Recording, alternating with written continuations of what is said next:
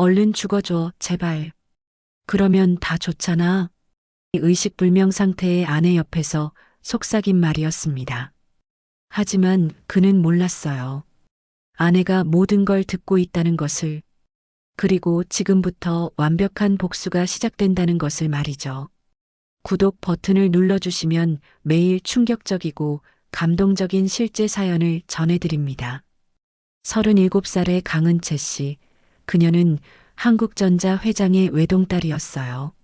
하지만 재벌가 딸이라는 화려한 타이틀보다는 문화재단 이사장으로서 묵묵히 자신만의 길을 걸어가는 사람이었죠.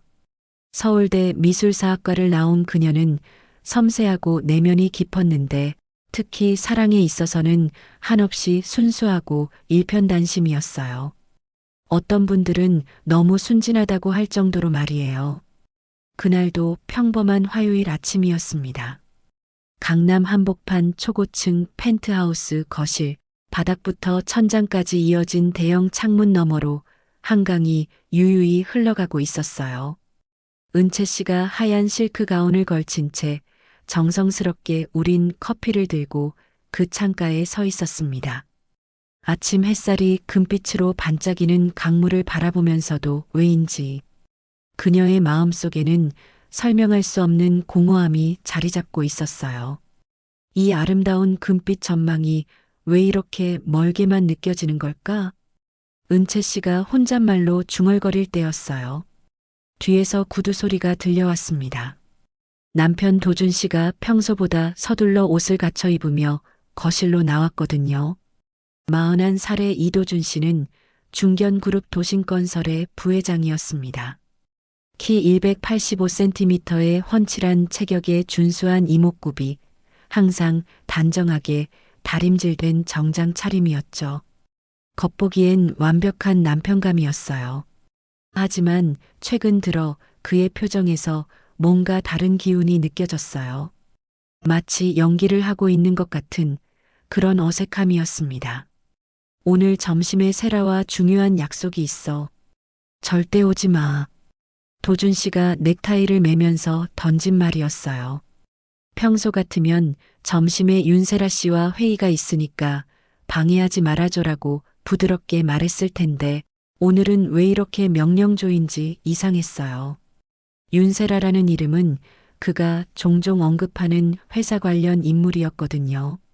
34살의 패션 MD 출신으로 최근 도심건설의 브랜딩 관련 업무를 맡고 있다고 들었어요.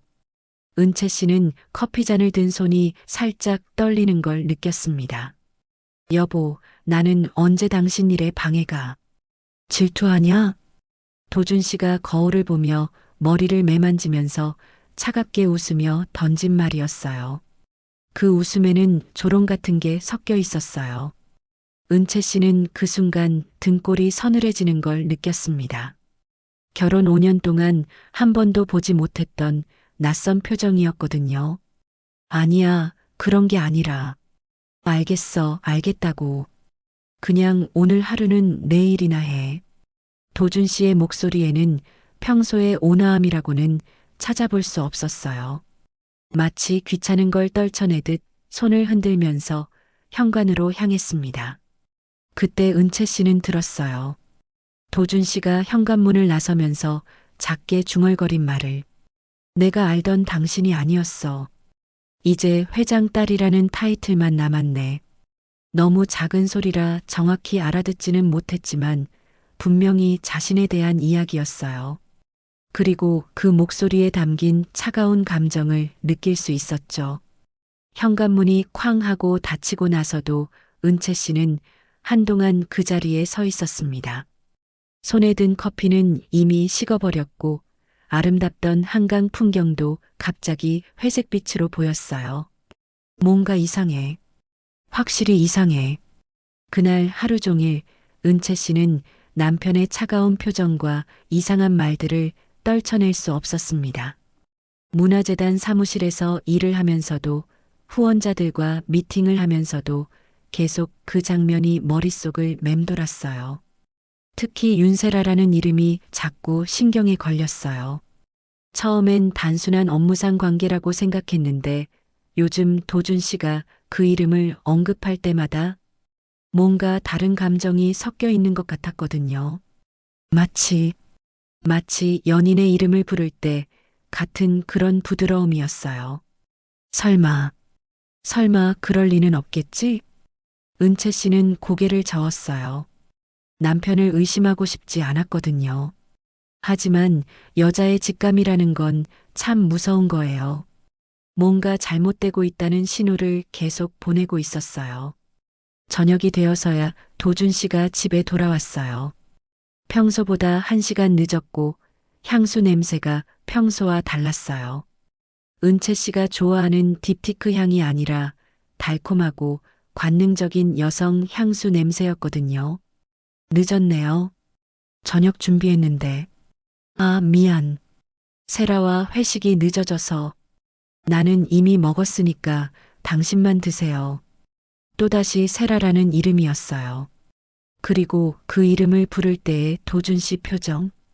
분명히 뭔가 다른 감정이 있었어요. 그날 밤 침대에 누워서도 은채 씨는 잠들 수 없었습니다.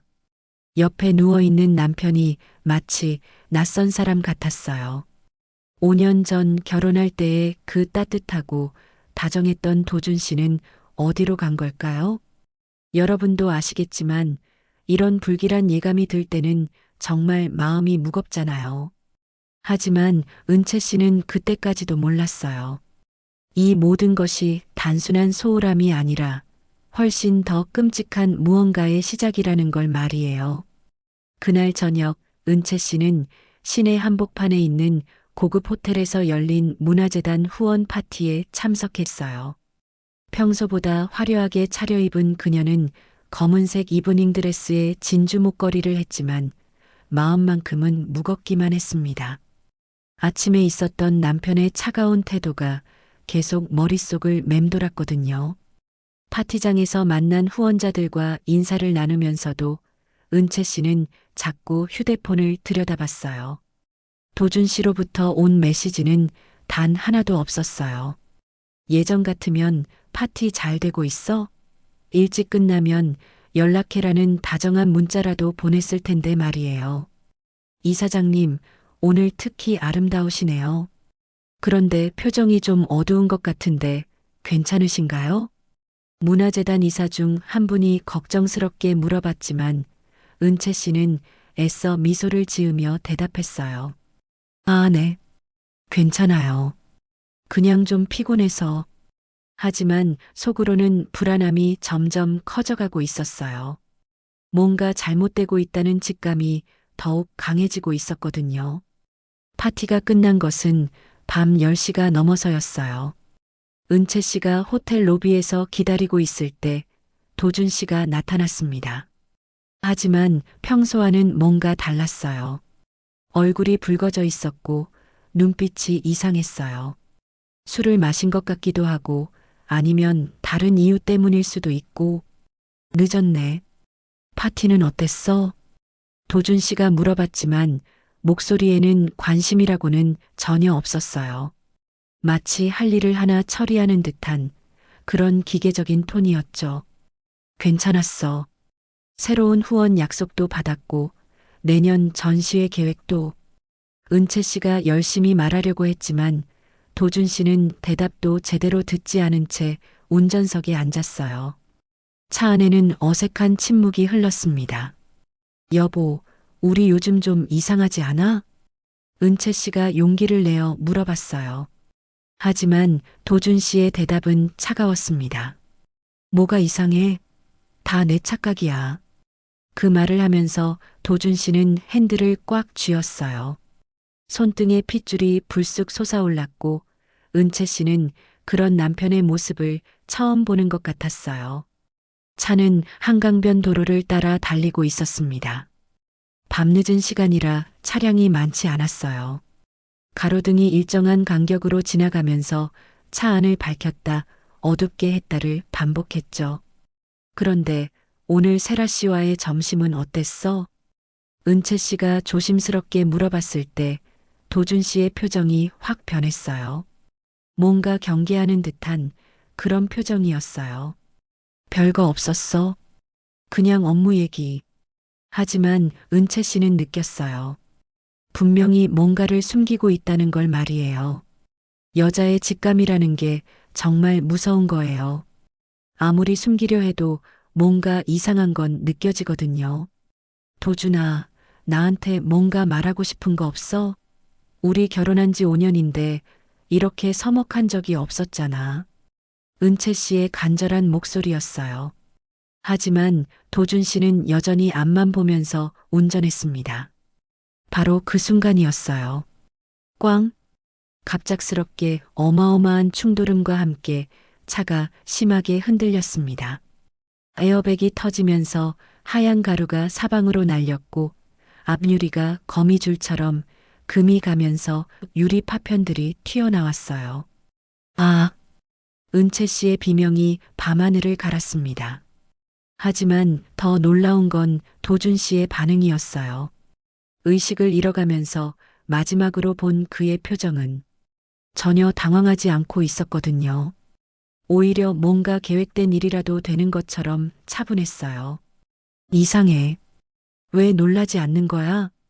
그것이 은채 씨가 의식을 잃기 전 마지막 생각이었습니다. 그림 1-5. 며칠이 흘렀습니다. 은채 씨는 서울대 병원 중환자실에서 의식을 잃은 채 누워 있었어요. 각종 의료 장비들이 삐삐 소리를 내며 그녀의 생체 신호를 체크하고 있었고 인공호흡기가 규칙적인 소리를 내고 있었죠. 의료진들은 가족들에게 말했어요. 아직 언제 의식을 회복할지 알 수 없습니다. 뇌에 충격이 있었지만 다행히 생명에는 지장이 없어요. 하지만 시간이 필요합니다. 강 회장은 딸의 손을 잡고 밤낮 없이 지켰어요. 평소 권위적이고 감정 표현을 잘하지 않던 분이었지만 딸 앞에서는 그저 걱정 많은 아버지일 뿐이었죠. 은채야, 아빠가 여기 있어. 빨리 일어나렴. 하지만 도준 씨는 달랐어요. 겉으로는 걱정하는 남편을 연기했지만 뭔가 어색했어요. 마치 연기를 하고 있는 것 같았어요. 그런데 사고 일주일 후 기적 같은 일이 일어났습니다. 은채 씨의 의식이 돌아온 거예요. 하지만 아무도 그 사실을 알 수 없었어요.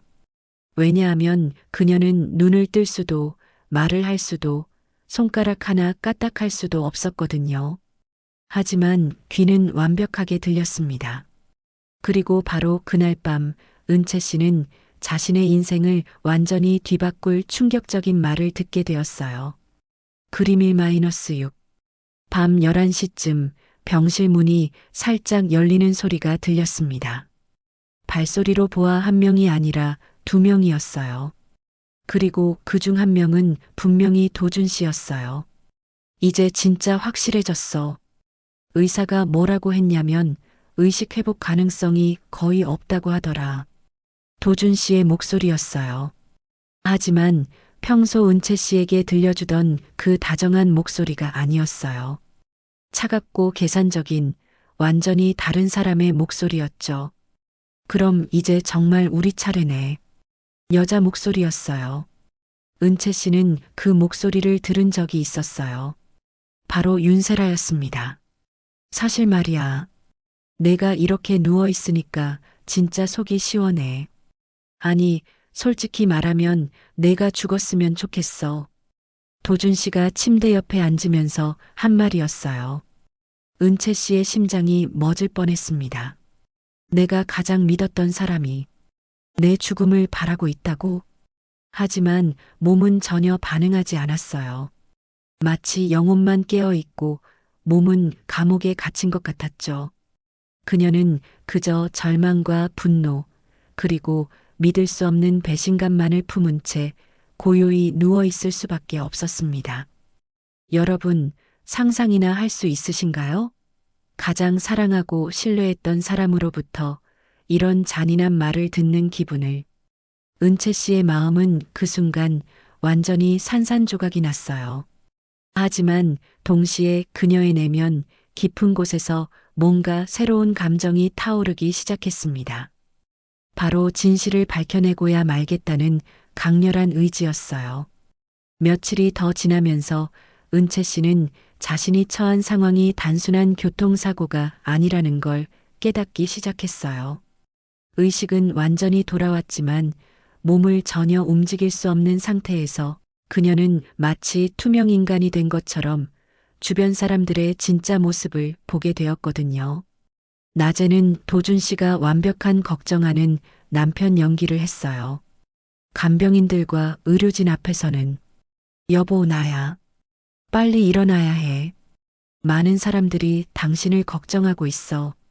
목소리에는 애절함까지 담겨 있었어요. 하지만 은채 씨는 이제 알았어요. 그 모든 게 연기라는 걸 말이에요. 진짜 그의 모습은 밤에 나타났거든요. 사고 후 열흘째 되던 밤이었어요. 병실은 고요했고 복도에서 들려오는 간병인들의 발소리마저 멀어져 갔을 때 다시 그 두 사람이 나타났습니다. 그림 1-7. 세라야, 확실히 해둔 게 맞지? 병원에서 아무도 의심하지 않고 있어? 도준 씨의 목소리부터가 낮과는 완전히 달랐어요. 차갑고 계산적인, 마치 사업 거래를 하는 것 같은 톤이었죠. 당연하지. 내가 누군데? 의료진들한테는 내가 얼마나 사랑하는 남편인지 어필하고 다녔어. 그리고 세라의 목소리가 더욱 음흉해졌어요. 보험회사 쪽도 정리했어. 우리가 원하는 대로 처리될 거야. 은채 씨의 심장이 멎을 뻔했어요. 보험? 뭔 보험 이야기인지 감이 왔지만 믿고 싶지 않았어요. 그럼 이제 유산 처리만 하면 되는 거네. 의사가 뭐라고 했어? 글쎄, 며칠 더 지켜봐야 한다는데.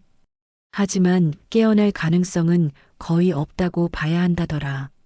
설령 깨어나도 식물인간일 확률이 높고 두 사람이 자신의 생사를 마치 주식 시세 얘기하듯 담담하게 나누는 걸 들으면서 은채 씨는 온몸이 얼어붙는 것 같았어요. 그럼 이제 정말 우리 차례네. 얼마나 기다렸는데. 세라가 도준 씨에게 바짝 다가가는 소리가 들렸어요. 그리고 이어진 말은 더욱 충격적이었어요. 자기야, 나 임신한 것 같아. 뭐? 정말? 도준 씨의 목소리가 갑자기 밝아졌어요. 은채 씨가 한 번도 들어본 적 없는 그런 기쁨에 찬 목소리였어요. 그 순간 그녀의 마음은 완전히 무너져 내렸습니다. 응, 며칠 전부터 증상이 있어서 확실하지는 않지만. 세라야. 도준 씨가 세라를 껴안는 소리가 들렸어요. 바로 자신이 의식불명 상태로 누워있는 침대 옆에서 말이에요. 이제 정말 완벽해졌네. 은채가 이 상태로 있으면 회사 지분은 자동으로 내게 넘어오고 생명보험금도 얼마나 되는데? 50억? 그리고 강 회장이 은채 명의로 해둔 부동산들까지 합치면 대충 200억은 될 거야. 와, 진짜 대박이네. 그럼 우리의 태명을 뭘로 할까? 두 사람이 킥킥거리며 웃는 소리가 병실에 울려 퍼졌어요. 은채 씨는 그 순간 자신이 인형이 된 기분이었어요. 생각하고 느낄 수는 있지만 아무것도 할 수 없는 무력한 존재. 근데 혹시나 해서 그러는데 정말 깨어나지 않을까? 은채가 워낙 의지가 강한 애라서. 세라의 불안한 목소리였어요. 걱정 마. 내가 확인해 봤는데 뇌 손상이 꽤 심각해. 의사들도 회복 가능성이 희박하다고 했어.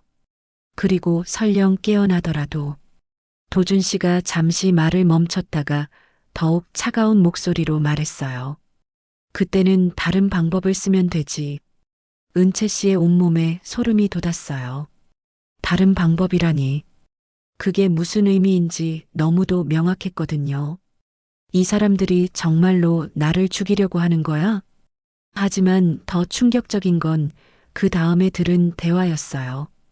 그런데 언제부터 계획한 거야? 이 모든 걸? 글쎄, 정확히는 작년부터? 은채랑 결혼한 것도 사실 처음부터 이런 목적이었어. 강 회장 딸이라는 타이틀, 그리고 상속받을 재산들 다 계산해서 접근한 거지. 그럼 처음부터 사랑 같은 건 없었던 거네? 당연하지. 사랑? 그딴 거 있을 리 없잖아. 돈이 최고야, 돈이. 두 사람이 또 웃었어요. 하지만 은채 씨에게는 그 웃음소리가 악마의 웃음 같았어요. 그런데 교통사고는 어떻게 낸 거야? 정말 치밀하더라. 아, 그거 브레이크를 미리 조작해뒀어. 물론 나는 안전하게 은채만 다치도록. 완벽했지? 와, 정말 소름 돋아. 그런데 무섭지 않아? 뭐가?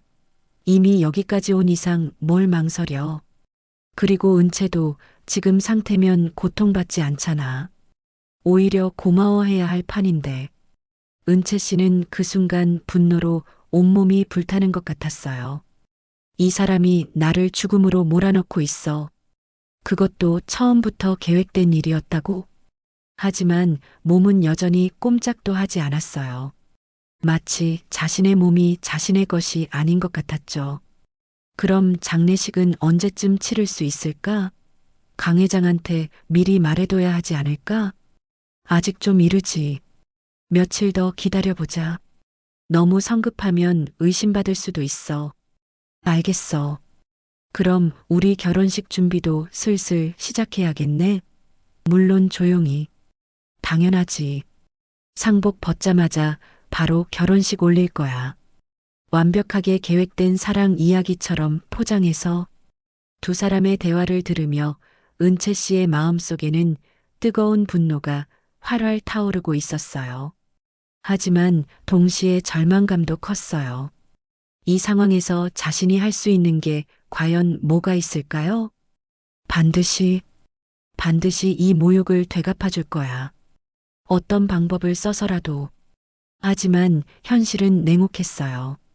움직일 수도 없고 말할 수도 없는 상황에서 복수는커녕 자신의 존재조차 알릴 수 없었거든요.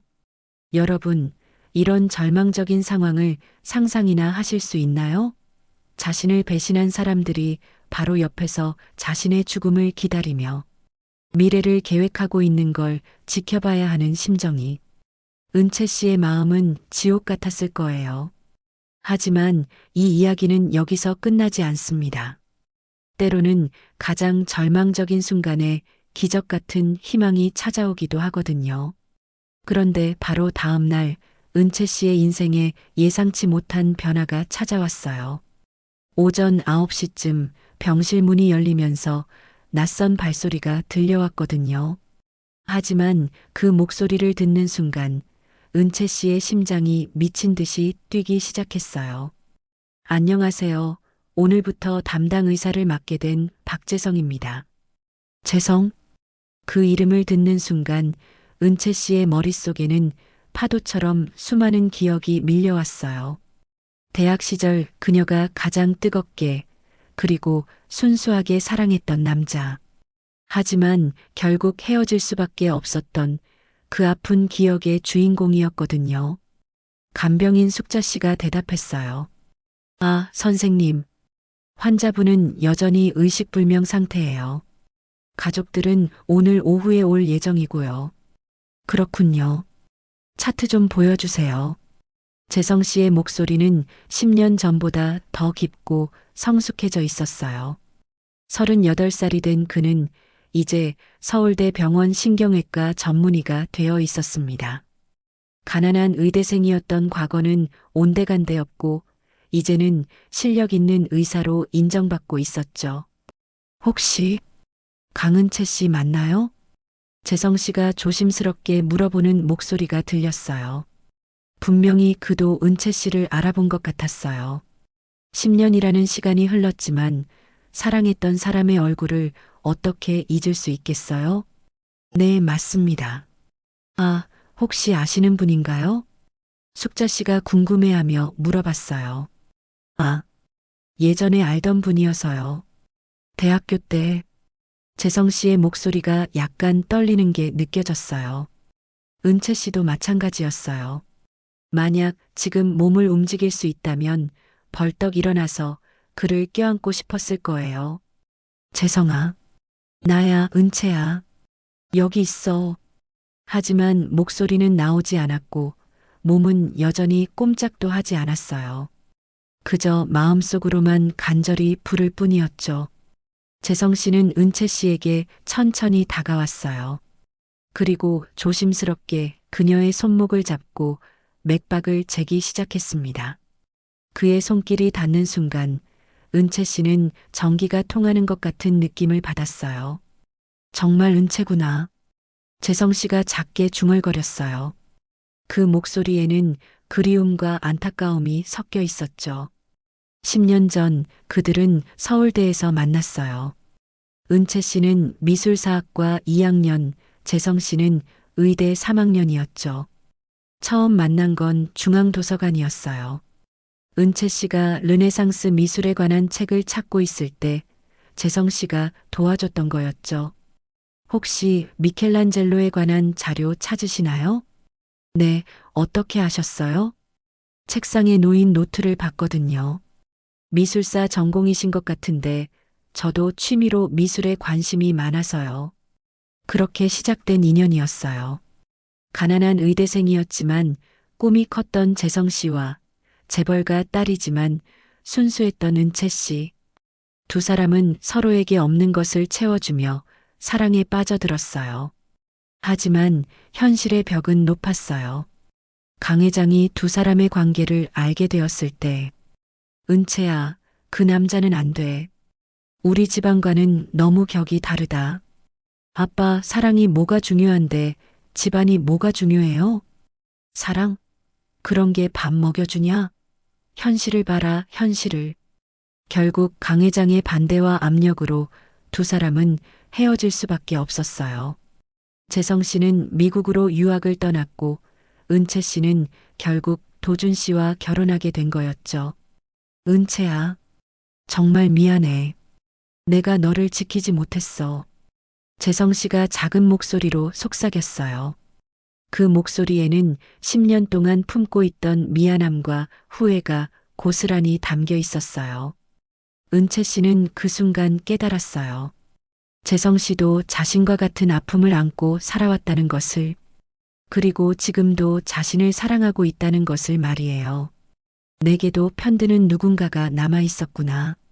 절망의 나락에서 처음으로 희망이라는 감정이 싹 텄어요. 도준 씨와 세라의 배신으로 완전히 무너져 있었던 마음에 작은 빛이 비치기 시작한 거예요. 재성 씨는 다른 의료진들과는 확연히 달랐어요. 그는 은채 씨의 상태를 더 자세히, 더 세심하게 관찰했어요. 의사로서의 전문성도 있었지만 그보다는 과거의 연인으로서 그녀를 걱정하는 마음이 더 컸던 거죠. 뭔가 이상한데. 재성 씨가 혼잣말처럼 중얼거렸어요. 어떤 게요, 선생님? 숙자 씨가 물어봤어요. 일반적인 의식불명 환자와는 좀 다른 것 같아요. 뇌파도 그렇고 반응도. 혹시 의식이 있는 건 아닐까요? 재성 씨의 말에 은채 씨는 속으로 소리쳤어요. 맞아. 내가 여기 있어. 모든 걸 듣고 있다고. 하지만 여전히 몸은 반응하지 않았어요. 그런데 가족분들은 어떤 분들인가요? 남편분이 매일 오세요. 아주 극진하게 돌보시더라고요. 그리고 아버님이신 강 회장님도 자주 오시고요. 숙자 씨의 말에 재성 씨의 표정이 복잡해졌어요. 남편이라는 말을 듣는 순간 그의 가슴 한편이 아려왔거든요. 남편분은 어떤 분인가요? 도심건설 부회장님이세요. 이도준 씨라고. 정말 잘생기시고 능력도 뛰어나신 것 같던데요. 재성 씨는 더 이상 묻지 않았어요. 하지만 은채 씨는 알 수 있었어요. 그가 마음 아파하고 있다는 걸 말이에요. 재성아, 내가 생각하는 그런 행복한 결혼이 아니야. 나 지금 정말 힘들어.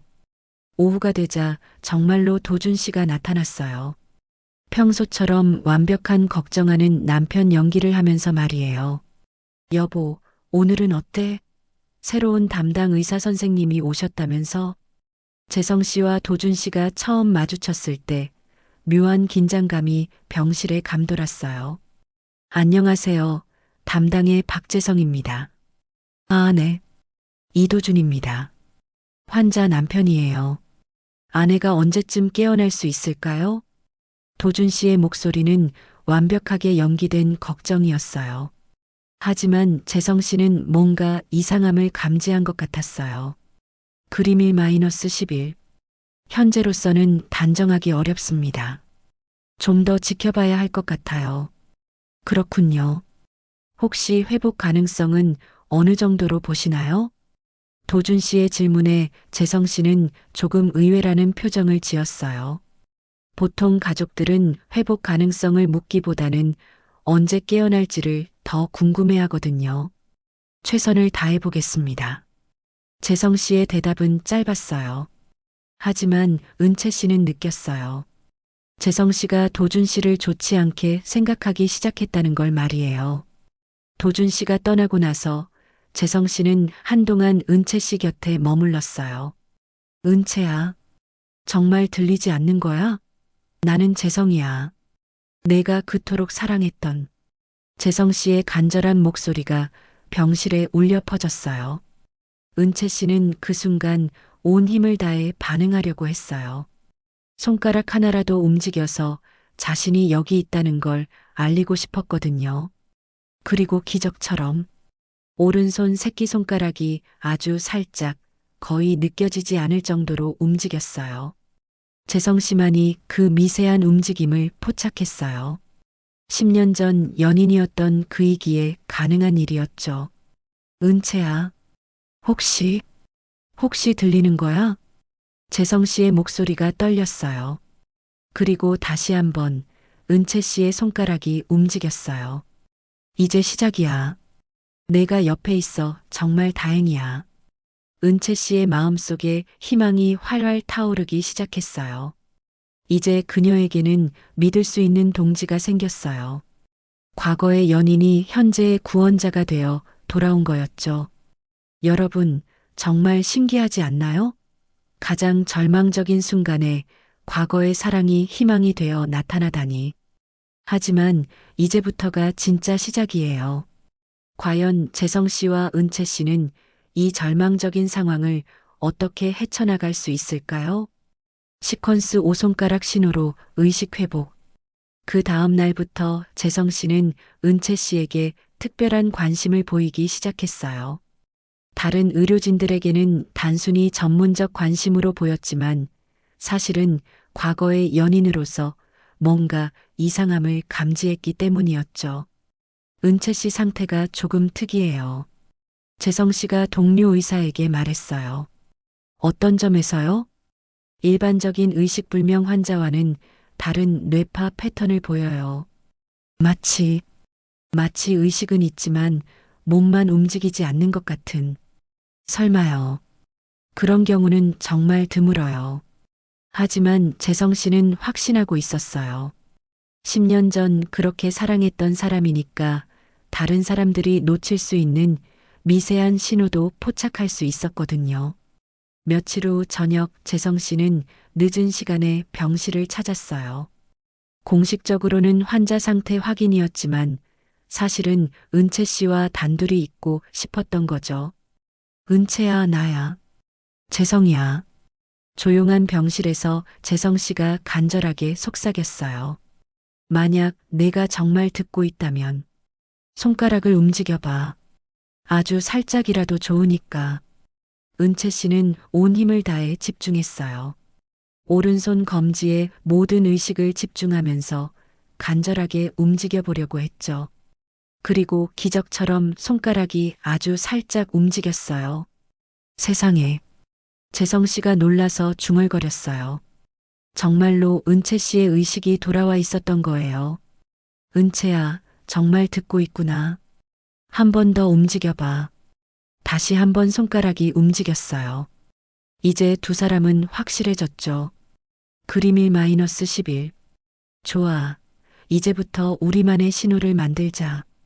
예스는 한 번, 노는 두 번. 알겠어? 손가락이 한 번 움직였어요. 내가 지금 무슨 상황에 처해 있는지 알고 있어? 한번. 그럼 도준 씨가 뭔가 이상한 걸 알고 있어? 한번. 그리고 은채 씨의 손가락이 격하게 떨렸어요. 재성 씨는 그 순간 모든 걸 이해했어요. 은채 씨가 단순한 교통사고 피해자가 아니라는 것을, 그리고 남편인 도준 씨와 관련된 뭔가 심각한 문제가 있다는 것을 말이에요. 바로 그때 복도에서 발소리가 들려왔어요. 도준 씨와 세라가 함께 오고 있는 것 같았어요. 은채야, 지금부터는 절대 반응하면 안 돼. 아무것도 모르는 척 해야 해. 알겠지? 한번 움직인 후 은채 씨의 손은 다시 조용해졌어요. 병실 문이 열리면서 도준 씨와 세라가 들어왔어요. 선생님, 늦은 시간에 무슨 일이세요? 도준 씨가 약간 경계하는 듯한 목소리로 물어봤어요. 아, 환자 상태를 확인하러 왔어요. 밤에 컨디션 변화가 있을 수 있거든요. 재성 씨는 태연하게 대답했지만 속으로는 이 두 사람을 유심히 관찰하고 있었어요. 그런데 두 분이 이렇게 늦은 시간에, 아, 저는 회사 동료예요. 윤세라라고 합니다. 세라가 능숙하게 거짓말을 했어요. 하지만 재성 씨는 뭔가 어색함을 느꼈어요. 회사 동료가 이렇게 늦은 시간까지 병문안을 올까요? 그렇군요. 참 좋은 동료분이네요. 재성 씨가 말하면서도 계속 두 사람의 반응을 살폈어요. 그리고 은채 씨는 속으로 간절히 바랐어요. 재성아, 이 사람들의 정체를 알아줘. 나를 구해줘. 환자분 상태는 어떤가요? 회복 가능성은? 또다시 도준 씨가 회복 가능성을 물어봤어요. 재성 씨는 이상하다는 생각이 더욱 강해졌어요. 정말 사랑하는 아내라면 언제 깨어날지를 물어봐야 정상인데 왜 자꾸 회복 가능성만 묻는 걸까요? 아직 확실하지 않습니다. 하지만 포기하면 안 되죠. 재성 씨의 대답에 도준 씨의 표정이 살짝 굳었어요. 마치 원하지 않는 답을 들은 것 같았어요. 혹시 깨어날 가능성이 있다는 말씀이신가요? 세라가 끼어들며 물어봤어요. 그녀의 목소리에는 불안감이 섞여 있었어요.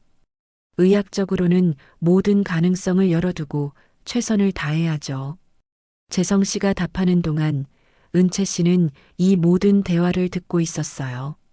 도준 씨와 세라의 불안해하는 모습, 그리고 재성 씨의 의심스러워하는 표정까지. 재성아, 이제 알겠지? 이 사람들이 얼마나 악한지. 그럼 저희는 이만 가보겠습니다. 도준 씨가 서둘러 자리를 뜨려고 했어요. 재성 씨와 더 이상 대화하고 싶지 않아 보였거든요. 네, 안녕히 가세요. 두 사람이 떠나고 나서 재성 씨는 다시 은채 씨에게 다가왔어요. 은채야, 방금 그 사람들. 뭔가 이상해. 정말 이상해. 한번 움직임. 그 남자가 정말 내 남편 맞아? 한번 움직임. 그럼 그 여자는? 두 번 움직임. 그리고 손가락이 격하게 떨렸어요. 알겠어. 그 여자가 문제구나. 재성 씨는 점점 상황을 파악해가고 있었어요. 은채야, 나한테 모든 걸 말해줘야 해. 지금 내가 어떤 위험에 처해 있는지. 그때부터 두 사람만의 비밀 소통이 시작되었어요. 예스와 노, 그리고 격한 반응으로 구성된 간단하지만 효과적인 대화 방법이었죠. 내 남편이 너를 해치려고 해? 한번 움직임. 그 여자와 불륜 관계야? 한번 움직임. 교통사고도 일부러 낸 거야? 한번 움직임. 그리고 눈물이 은채 씨의 눈가에 살짝 맺혔어요. 재성 씨는 그 순간 분노로 온몸이 떨렸어요. 자신이 그토록 사랑했던 여자가 이런 끔찍한 상황에 처해 있다니. 은채야, 걱정하지 마. 내가 반드시 널 구할 거야. 은채 씨의 손가락이 감사함을 표현하듯 여러 번 움직였어요. 하지만 조심해야 해. 아직은 아무도 내가 의식이 있다는 걸 알면 안 돼. 알겠지? 한번 움직임. 증거를 모아야 해. 그 사람들이 한 일을 밝혀낼 수 있는. 그때 재성 씨의 휴대폰이 진동했어요. 응급 상황이 발생한 모양이었어요. 은채야, 내가 잠깐 나가야 해. 하지만 곧 돌아올게. 그리고 절대 혼자가 아니라는 거 기억해. 재성 씨가 떠나고 나서 은채 씨는 처음으로 희망을 느꼈어요. 이제 자신에게는 든든한 동지가 있었어요. 과거의 연인이 현재의 구원자가 되어 돌아온 거였죠. 이제 시작이야. 도준이와 세라. 너희들의 진짜 모습을 다 밝혀낼 거야. 은채 씨의 마음속에서 복수의 의지가 활활 불타오르기 시작했어요. 더 이상 무력한 피해자가 아니라 진실을 밝혀낼 강한 의지를 가진 전사가 되어가고 있었던 거죠. 여러분, 정말 드라마틱하지 않나요? 절망적인 상황에서 과거의 사랑이 희망이 되어 나타나고 그들만의 특별한 소통 방법까지 만들어내다니. 하지만 이제부터가 진짜 중요해요. 과연 재성 씨와 은채 씨는 어떻게 도준 씨와 세라의 음모를 밝혀낼 수 있을까요? 시퀀스 6 증거 수집의 희망과 절망. 그 다음 날부터 재성 씨는 본격적으로 증거 수집에 나섰어요. 의사라는 직업의 특성상 병원 내에서 자유롭게 움직일 수 있었고 무엇보다 은채 씨와의 소통이 가능하다는 게 큰 장점이었죠. 은채야, 오늘 내 남편이 보험회사 사람과 만날 예정이래. 재성 씨가 조심스럽게 말했어요. 간병인 숙자 씨로부터 들은 정보였거든요. 한번 움직임. 은채 씨도 그 사실을 알고 있다는 뜻이었어요.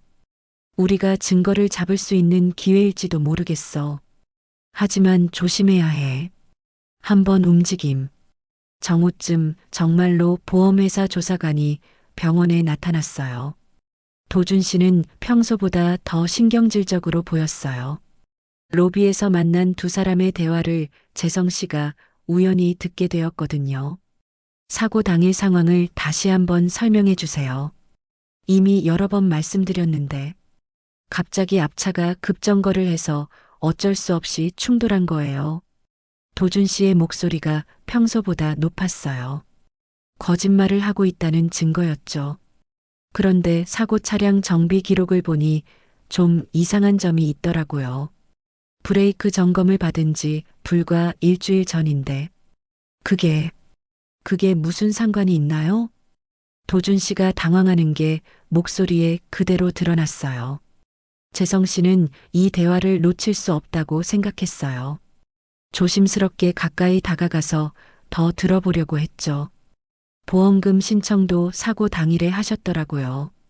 보통은 며칠 후에 하는 게 일반적인데 아내 상태가 심각하니까 혹시 모를 상황에 대비해서 미리 준비한 거예요.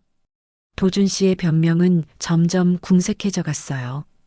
그때 숙자 씨가 재성 씨에게 다가왔어요. 선생님, 정말 이상한 일이 있어요. 무슨 일인데요? 어젯밤에 그 남편분이 복도에서 전화 통화를 하는 걸 들었거든요. 숙자 씨의 말에 재성 씨의 귀가 번쩍했어요. 무슨 내용이었는데요? 보험금 얘기를 하면서 뭐 계획대로 되고 있다느니 곧 끝날 것 같다느니 그런 식으로 말하더라고요. 그리고 그 여자분하고도 만날 약속을 잡더라고요. 재성 씨는 즉시 이 사실을 은채 씨에게 전했어요. 은채야, 숙자 간병사님이 중요한 얘기를 들었어. 한번 움직임. 내 남편이 계획대로 되고 있다고 전화 통화를 했대. 보험금 관련해서 은채 씨의 손이 격하게 떨렸어요. 분노와 절망이 뒤섞인 반응이었죠. 그리고 세라와 만날 약속도 잡았다고 해. 두 번 움직임. 그리고 또다시 격한 떨림. 오후 늦게 재성 씨는 병원 CCTV 관리실에 부탁해서 며칠 전 영상들을 확인해 봤어요. 의사 신분이다 보니 보안 담당자도 협조적이었거든요. 혹시 이 환자 남편분이 이상한 행동을 한 적 없나요? 글쎄요. 아, 그런데 며칠 전에 좀 이상했어요. 어떻게요? 보통 가족들은 환자실 앞에서 전화를 받잖아요. 그런데 이분은 일부러 멀리 떨어진 곳에서 전화를 하더라고요. 마치 누가 들을까봐 조심하는 것 같았어요. 그때 함께 온 사람은 없었나요? 있었어요. 젊은 여자분이었는데. 아, 맞다. 그때 두 분이 손을 잡고 있더라고요. 처음에는 위로해 주는 건 줄 알았는데 지금 생각해 보니 좀 이상했어요. 재성 씨의 심장이 뛰었어요. 결정적인 증거를 찾은 것 같았거든요. 혹시 그 영상 볼 수 있을까요? 원래는 안 되는데. 의사 선생님이시니까 특별히. CCTV 영상 속에는 도준 씨와 세라가 병원 복도에서 다정하게 손을 잡고 있는 모습이 선명하게 나와 있었어요. 그리고 도준 씨가 전화 통화를 하면서 웃고 있는 모습까지. 이거야. 이게 바로 증거야. 재성 씨는 즉시 이 사실을 은채 씨에게 알렸어요. 은채야, CCTV에 결정적인 장면이 찍혀 있어. 내 남편과 세라가 손을 잡고 있는 모습이 한 번 움직임. 그리고 내 남편이 전화하면서 웃고 있는 장면도 있어. 은채 씨의 온몸이 떨렸어요. 분노로 인한 떨림이었죠. 하지만 그때 치명적인 문제가 발생했어요. 선생님, 큰일이에요. 숙자 씨가 급하게 뛰어들어왔어요. 무슨 일인데요?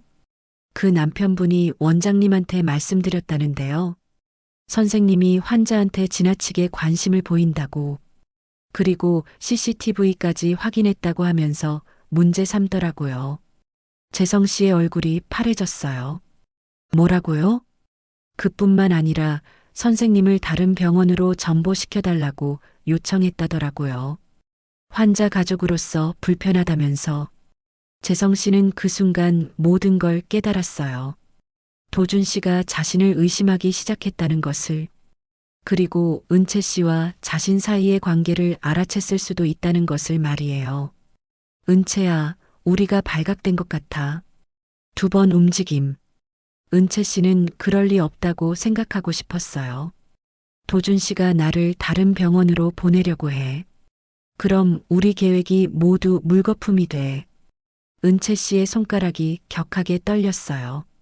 이제 막 희망을 찾았는데 또다시 절망으로 떨어질 수는 없었어요. 하지만 포기하면 안 돼. 다른 방법을 찾아야 해. 한 번 움직임. 내 아버지. 강 회장님께 모든 걸 말씀드려야 할 것 같아. 더 이상 우리 둘만으로는 어려울 것 같아. 은채 씨는 복잡한 감정을 느꼈어요. 아버지와의 관계도 쉽지 않았거든요. 과거에 재성 씨와의 사랑을 반대했던 분이었으니까. 하지만 지금 상황에서는 그분의 도움 없이는 불가능해 보였어요. 한 번 움직임. 은채 씨도 동의했어요. 그날 밤 재성 씨는 큰 결심을 했어요. 내일 강 회장에게 모든 사실을 털어놓기로 한 거였죠. 은채야, 내일이 우리에게 가장 중요한 날이 될 거야. 성공하면 진실을 밝혀낼 수 있고 실패하면. 재성 씨가 말을 멈췄어요. 실패했을 때의 결과는 너무 끔찍했거든요. 하지만 우리가 포기할 순 없어. 내가 당한 모든 모욕을 반드시 되갚아 줄 거야. 은채 씨의 손가락이 고맙다는 듯 여러 번 움직였어요. 그리고 그날 밤 두 사람 모두 잠들지 못했어요. 내일의 결과가 모든 것을 좌우할 거라는 걸 알고 있었거든요. 여러분, 정말 숨막히는 전개 아닌가요?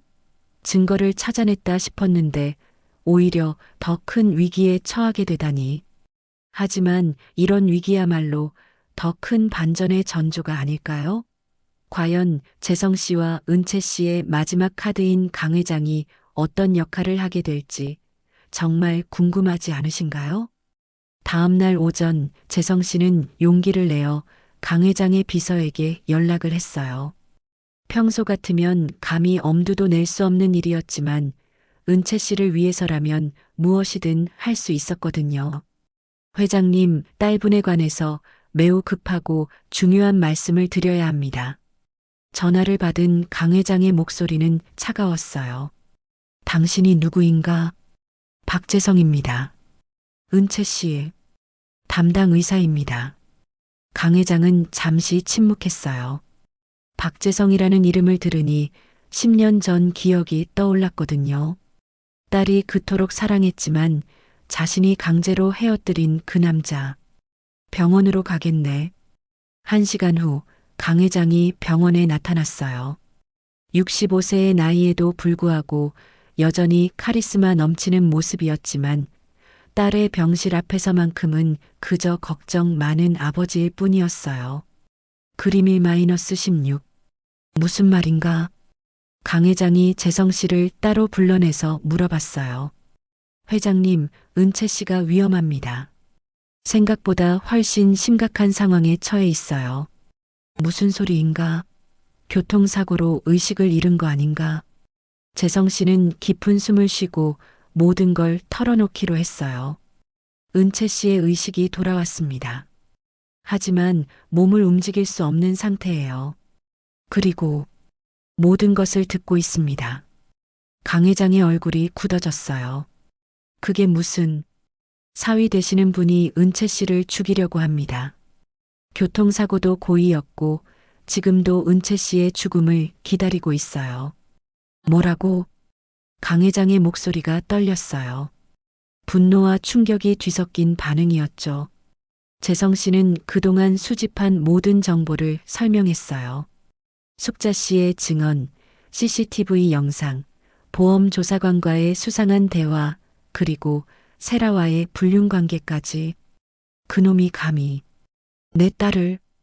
강 회장이 주먹을 꽉 쥐며 분노를 터뜨렸어요. 평생 억눌러왔던 감정이 한꺼번에 폭발하는 것 같았어요. 그리고 은채 씨가 의식이 있다는 증거도 있습니다. 직접 확인해 보시죠. 두 사람은 병실로 들어갔어요. 강 회장은 딸의 손을 잡고 조심스럽게 말했어요. 은채야, 아빠야. 만약 들리면 손가락을 움직여 보렴. 기적처럼 은채 씨의 오른손 검지가 살짝 움직였어요. 강 회장의 눈에 눈물이 고였어요.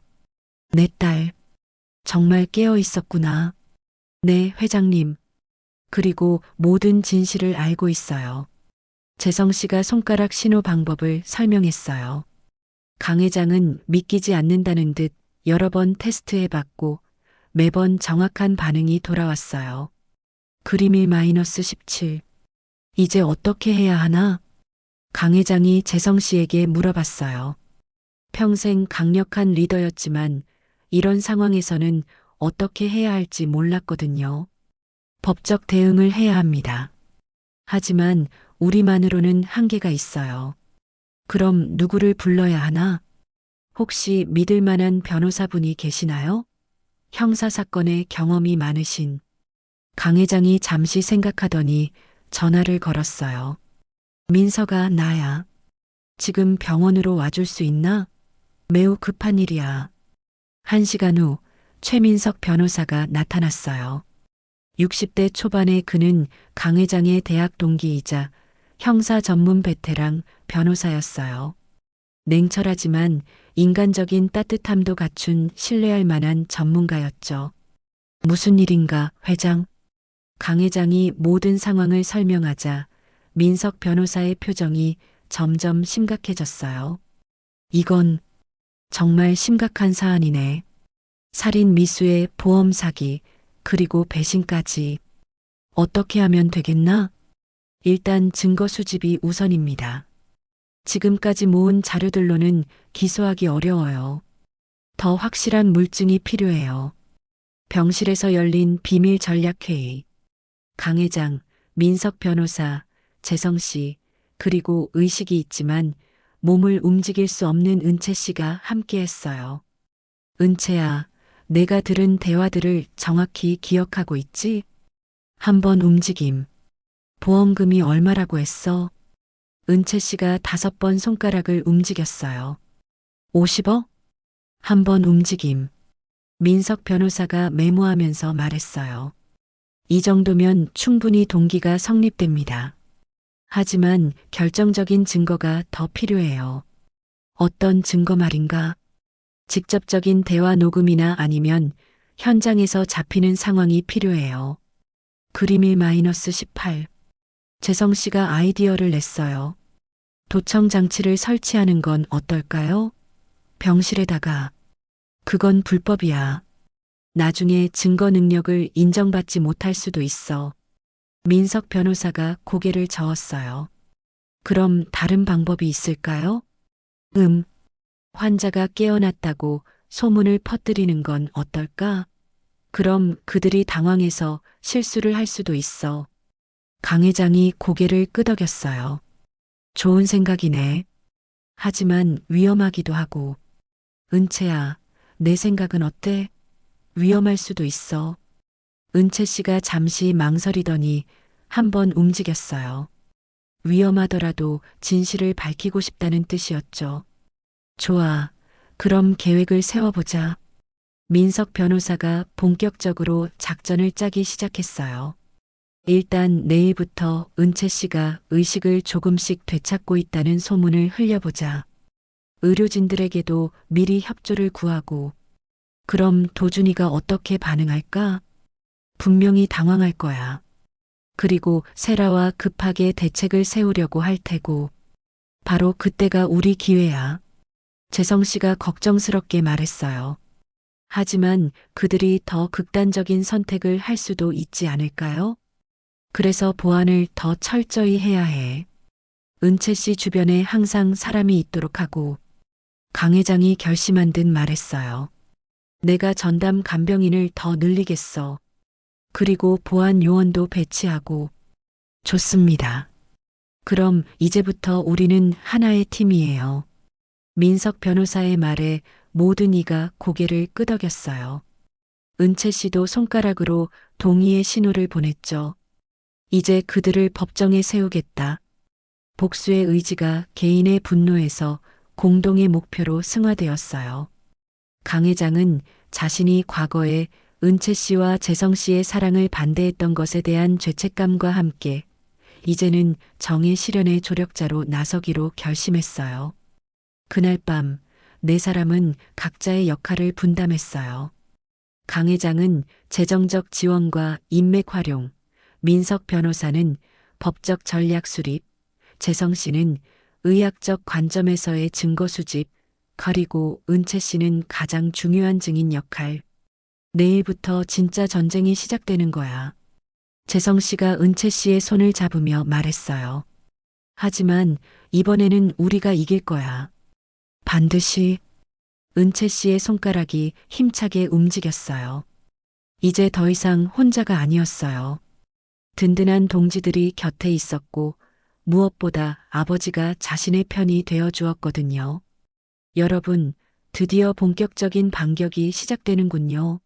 지금까지 당하기만 했던 은채 씨에게 이렇게 든든한 지원군이 생겼다니. 정말 속이 시원하지 않나요? 하지만 도준 씨와 세라가 가만히 있을 리 없겠죠. 과연 이들의 마지막 대결은 어떻게 될까요? 시퀀스 8 결말 마이너스 정의 실현과 새로운 출발. 계획대로 다음 날부터 병원 곳곳에 소문이 퍼지기 시작했어요. 강은채 씨가 의식을 조금씩 되찾고 있다는데. 정말요? 그럼 곧 깨어나는 건가요? 의료진들과 간병인들 사이에서 조심스럽게 퍼져나가는 소문이었죠. 물론 민석 변호사가 미리 핵심 인물들에게 협조를 구해둔 상태였어요. 오후 2시쯤 도준 씨가 병원에 나타났어요. 평소와 달리 얼굴이 창백하고 불안해 보였어요. 간병인 숙자 씨가 일부러 들리도록 다른 간병인과 대화했죠. 은채 씨가 어제 손가락을 움직였다던데요? 네, 저도 봤어요. 분명히 의식이 돌아오고 있는 것 같아요. 도준 씨의 얼굴이 더욱 굳어졌어요. 급히 휴대폰을 꺼내 세라에게 전화를 걸었죠. 세라야, 지금 당장 병원으로 와. 큰일 났어. 1시간 후 세라가 헐레벌떡 뛰어왔어요. 두 사람은 병원 로비 구석진 곳에서 급히 대화를 나눴는데 이미 강 회장이 고용한 사설 탐정이 모든 것을 녹음하고 있었어요. 정말 깨어나고 있는 거야? 그런 것 같아. 간병인들이 다 그런 얘기를 하더라고. 그럼 우리 끝난 거네? 은채가 깨어나면 모든 걸 다 말할 텐데. 아직 확실하지 않아. 조금 더 지켜보자. 하지만 세라는 이미 패닉 상태였어요. 안 돼. 이렇게 기다릴 수만은 없어. 다른 방법을 써야 해. 무슨 방법? 병원에서 사고를 만들어야 해. 의료사고인 것처럼. 재성 씨가 숨어서 이 대화를 들었을 때 온몸에 소름이 돋았어요. 정말로 은채 씨를 죽이려 한다는 확신이 섰거든요. 그날 밤 민석 변호사는 녹음된 대화를 분석했어요. 이제 결정적인 증거가 생겼어요. 다른 방법이라는 표현, 그리고 의료사고라는 구체적 계획까지. 이 정도면 충분해요. 강 회장이 물었어요. 이제 고발할 수 있나? 네, 하지만 더 확실하게 하려면 하루 더 기다려보죠. 아마 그들이 또 움직일 거예요. 정말로 다음 날 도준 씨와 세라는 더욱 구체적인 계획을 세우기 시작했어요. 병실 근처에서 나눈 그들의 대화는 또다시 녹음되었죠. 오늘 밤에 하자. 산소 호흡기를 잠깐 끊으면 정말 괜찮을까? 들키면 어떡해? 의료진들이 늦게 발견하면 자연사로 처리될 거야. 이 대화를 들은 재성 씨는 즉시 경찰에 신고했어요. 그림 1-19. 그날 밤 11시 도준 씨가 병실에 나타났어요. 하지만 그가 모르는 사이에 병실 곳곳에는 경찰들이 숨어 있었고 CCTV도 모든 것을 녹화하고 있었어요. 도준 씨는 주변을 살핀 후 은채 씨의 산소호흡기에 손을 댔어요. 바로 그 순간 경찰이다. 움직이지 마. 숨어있던 경찰관들이 우르르 나타났어요. 도준 씨는 깜짝 놀라며 손을 뒤로 뺐지만 이미 늦었어요. 이게 무슨... 이도준 씨 살인 미수 혐의로 체포합니다. 수갑이 채워지는 순간 도준 씨의 얼굴은 새하얗게 변했어요. 그제서야 자신이 완전히 함정에 빠졌다는 걸 깨달았거든요. 같은 시간 세라도 자신의 아파트에서 체포되었어요. 공범 혐의였죠. 이틀 후 은채 씨는 기적적으로 몸을 움직일 수 있게 되었어요. 집중 치료와 재활 덕분이었죠. 그리고 마침내 자신의 목소리로 모든 진실을 털어놓을 수 있게 되었어요. 저는 모든 걸 듣고 있었어요. 제가 가장 사랑하고 신뢰했던 남편이 저의 죽음을 바라고 있다는 것을. 법정에서 은채 씨의 증언이 시작되었어요. 방청석에는 강 회장과 재성 씨가 앉아 있었고 피고석에는 도준 씨와 세라가 굳은 표정으로 앉아 있었어요. 피고인들은 피해자의 보험금과 재산을 노리고 고의로 교통사고를 일으켰으며 피해자가 의식불명 상태일 때 그 옆에서 죽음을 기다리며 미래를 계획했습니다. 민석 변호사의 차분하고 강력한 논고가 법정에 울려 퍼졌어요. 뿐만 아니라 피해자가 의식을 되찾을 가능성이 있다고 알자 의료사고로 위장해 살해하려고 시도했습니다. 이는 명백한 살인 미수입니다. 검사의 구형도 강력했어요. 피고인 이도준과 윤세라에게 각각 징역 12년을 구형합니다. 판결 선고일 법정은 긴장감으로 가득했어요. 피고인 이도준, 살인 미수, 보험 사기, 불륜 등의 죄목으로 징역 10년을 선고합니다. 피고인 윤세라, 공범 및 보험 사기 혐의로 징역 8년을 선고합니다. 판사의 선고가 떨어지는 순간 은채 씨는 마침내 안도의 한숨을 쉬었어요. 이제 정말 자유로워. 나만의 삶을 살 거야. 도준 씨는 끝까지 억울하다며 항변했지만 너무나 확실한 증거들 앞에서는 어쩔 수 없었어요. CCTV 영상, 녹음 자료, 그리고 은채 씨의 생생한 증언까지 모든 것이 완벽하게 들어맞았거든요. 재판이 끝난 후 은채 씨는 재성 씨와 함께 병원 옥상 정원을 걸었어요. 석 달 만에 자신의 다리로 걷는 거였어요. 정말, 정말 고마워. 내가 아니었다면 고맙긴 당연한 일을 했을 뿐이야. 두 사람은 서로를 바라보며 미소를 지었어요. 10년이라는 시간이 흘렀지만 서로를 향한 마음은 변하지 않았어요. 이제 정말 새로운 시작이야. 응, 이번에는 아무도 우리를 방해할 수 없어.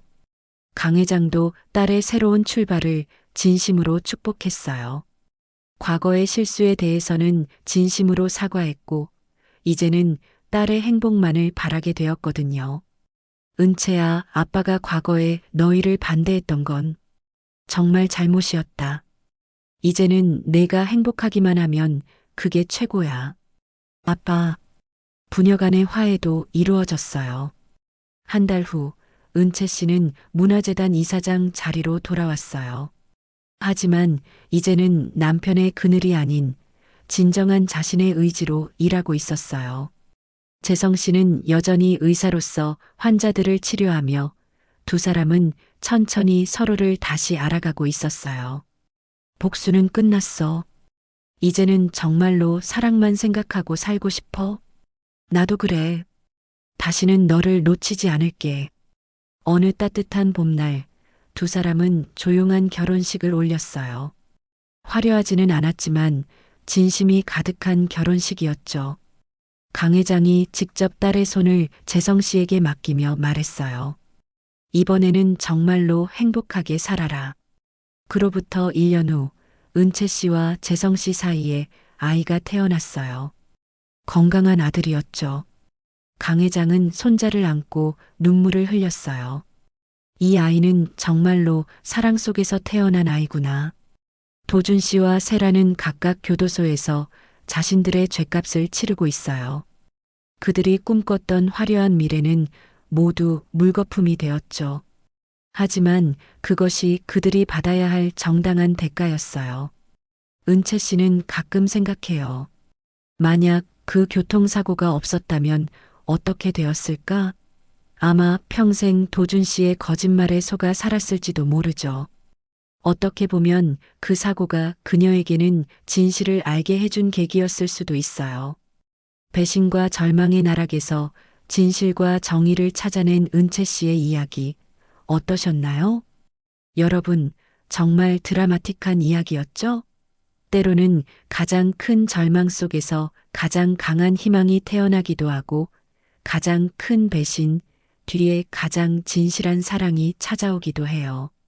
은채 씨처럼 포기하지 않고 끝까지 진실을 밝혀낸 용기, 그리고 과거의 상처를 딛고 새로운 사랑을 찾아간 모습이 정말 감동적이지 않나요? 사랑하는 사람에게 배신당한 상처는 쉽게 아물지 않겠지만 은채 씨는 그 아픔을 딛고 더 강한 사람으로 거듭났어요. 그리고 진정한 사랑도 되찾았고요. 여러분의 인생에도 혹시 은채 씨 같은 시련이 찾아온다면 절망하지 마세요. 진실은 언젠가 반드시 밝혀지고 정의는 승리한다는 것을 꼭 기억해 주세요. 그리고 가장 어두운 밤이 지나면 반드시 밝은 아침이 온다는 것도 말이에요. 오늘의 사연은 여기서 마무리하겠습니다. 들어주셔서 감사합니다.